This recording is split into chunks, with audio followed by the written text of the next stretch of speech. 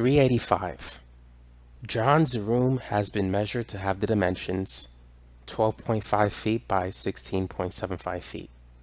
He wants to fill the room, or the floor of the room, with carpet that costs $3.75 per square feet, or per square foot.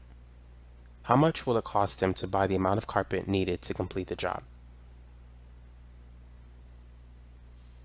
So in this problem, we're given the length and the width of the room, which this implies that we're dealing with a rectangular room. The area of the room is length times width, so it's 12.5 feet multiplied by 16.75 feet.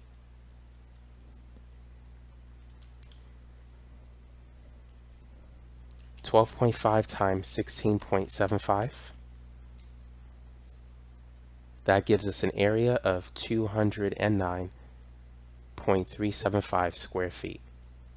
Our goal is to determine the cost of the amount of carpet needed to fill the floor with the carpet.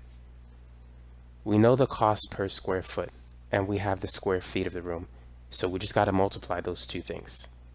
So if we start with the area, 209.375 square feet over 1, and multiply it by the cost per square feet. So the carpet costs $3.75 per 1 square foot. We want to set it up in such a way that the unit square feet will cancel, and we'll get the unit dollars. So we need to multiply. It's 209.375 times 3.75. And so the cost is going to be $785.16 if you round it to the nearest cent. So that's how much he's going to need to pay to buy the amount of carpet needed to complete the job.